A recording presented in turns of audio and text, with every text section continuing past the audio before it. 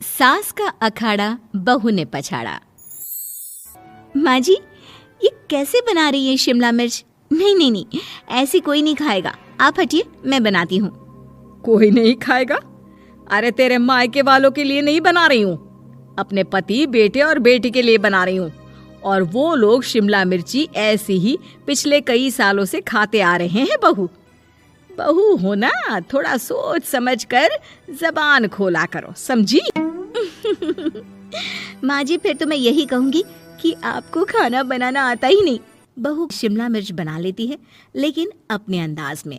फिर खाने के टेबल पर, ये सब्जी क्या बहू ने बनाई है? आज बहुत अलग लग रही है।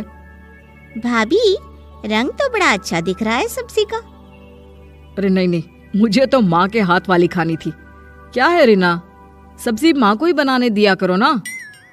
सास, जिसे अब थोड़ा सा अपना पल्ला भारी दिख रहा होता है। अरे अब बेटा मेरा जमाना आ गया। ये घर कभी मेरे नाम से चलता था, लेकिन अब लग रहा है कि मेरा होना ना होना एक ही बराबर है। बहू तो पूरे घर के साथ रसोई में भी राज करना चाहती है। माँ जी, आप ही ने तो कहा था शादी के वक्त कि रानी बनाकर रखेंगी मुझे। तो देखिए, रानी का काम यही होता है ना, राज करना। अरे देख बहू, माना तू राज करना चाहती है, लेकिन भूल मत, पूरी रियासत अभी मेरी है। अरे कैसी बात कर रही हो तुम दोनों? और ये क्या तरीका होता है बहू से बात करने का? बेचारी अभी तो आई है, उसको आजादी भी नहीं दोगी क्या? तो वो इस घर को अपना घर कैसे समझेगी? देखिए पापा, माँ सही कह रही है। घर को अपना घर समझी, इसमें कोई बुरी बात नहीं है। लेकिन सिर्फ अपना और हमें पराया करने की कोशिश करे ना जी ना, ये सोच तो बिल्कुल अच्छी नहीं है। देख, तू छोटी है ना, छोटी की तरह रहा कर। हर बात पर बीच में ना बोला कर। क्यों? वो मेरी बेटी है तो मेरे तरफ से ही बोलेगी ना। माँ जी, ये तरफ तरफ क्या होता है? हाँ, वो मेरी बहन नहीं है क्या? मैं मानती हूँ कि आज मैंने सब्जी बना दी, लेकिन थोड़ा खाने में बदलाव करना हम स्त्रियां भी तो जानती हैं और चाहती भी हैं। तो इसका मतलब ये तो नहीं कि घर के खाने की कोई वैल्यू ही नहीं है। देख, मैं कोई बहस नहीं करना चाहती, जाओ खाना खा लो। सभी खाना खाने बैठ जाते हैं। अगले रोज, माँ जी प्लीज, ये आस पड़ोस वालों को बोलिए ना, मुंह उठाकर घर में मत आ जाया करे।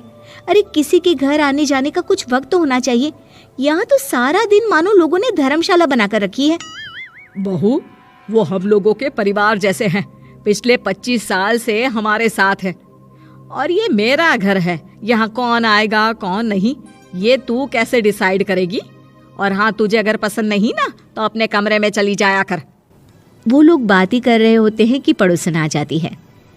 अरे बहन, हम लोगों ने जागरण रखा है माता का आज रात, सुबह का भंडारा भी, तो बहू रानी को लेकर आना। आना हाँ बिटिया। अच्छा चलती हूँ, और घरों में भी निमंत्रण देना है। अरे हाँ हाँ, हम जरूर आ जाएंगे। वैसे किस किस को बुला रही हूँ? वो तुम्हारी ननद और भाभी भी आ रहे हैं क्या? माँ, क्या आप इनके पूरे खानदान को जानती हैं? अरे भाभी ने ही तो मेरी ननद की शादी की पूरी तैयारियां कराई थी, और मेरे मायके में भी पापा की मौत के बाद वहाँ रहकर इन्होंने ही मुझे संभाला था। इतना तो कोई किसी के लिए नहीं करता। अच्छा, मैं ना फल दे जाऊंगी, काट देना भाभी, मैं दूसरे काम पूरे कर लूंगी। मेरी तो तबीयत खराब है माँ जी, आप ही काट देना सारे फल। मैं रात का खाना भिजवा दूंगी, परेशान ना होना। हाँ? अरे नहीं नहीं, हम लोग बना लेंगे, 4 लोगों का खाना तो बनाना है। अरे नहीं नहीं, आप फल पर लग जाओगी, और बहू की तबीयत भी ठीक नहीं, खाना मैं ही भिजवा दूंगी। पड़ोसन चली जाती है और सास बहू की तरफ देखती है। देखा, जिसे तू धर्मशाला बोल रही थी, वो कितने अपने हैं।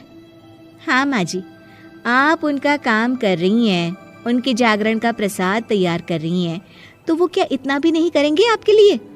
ओहो, तुझसे बहस क्या करना बहू। तभी बहू की माँ आ जाती है।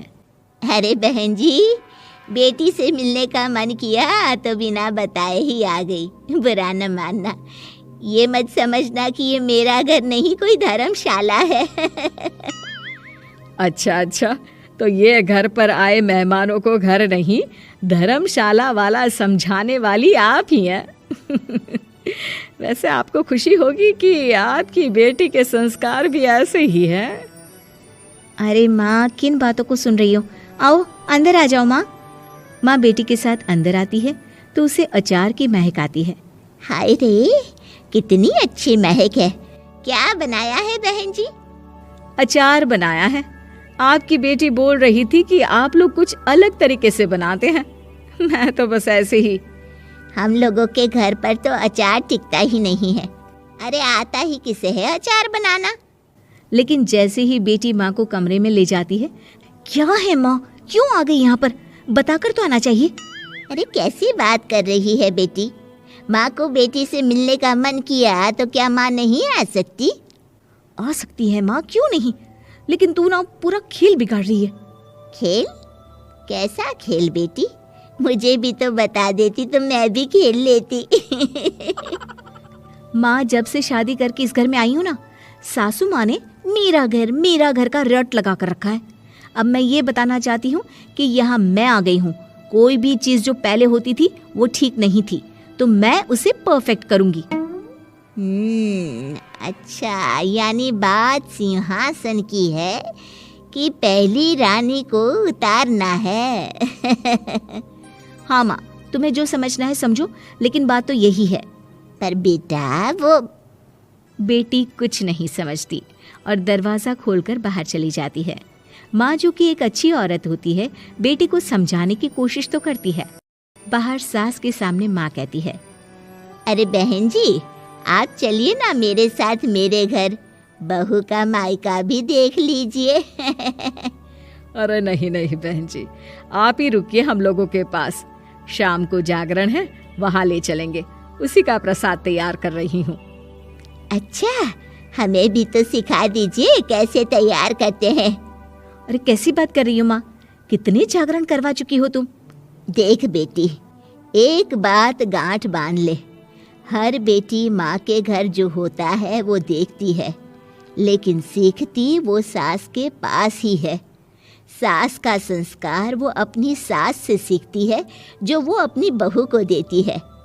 तो बेटी, यहाँ के रीति रिवाज, रहन सहन, बोली भाषा अपनी है, जिसे तुझे ना सिर्फ फॉलो करना है बल्कि सीखना भी है। और जहाँ तक सवाल है पूरे घर की रानी बनने का, तो जब तक तेरी सास महारानी है, तू रानी ही तो रहेगी। क्यों बेटा? बहू माँ की बात समझ जाती है और सास भी बहू की माँ का मन ही मन शुक्रिया अदा करती है।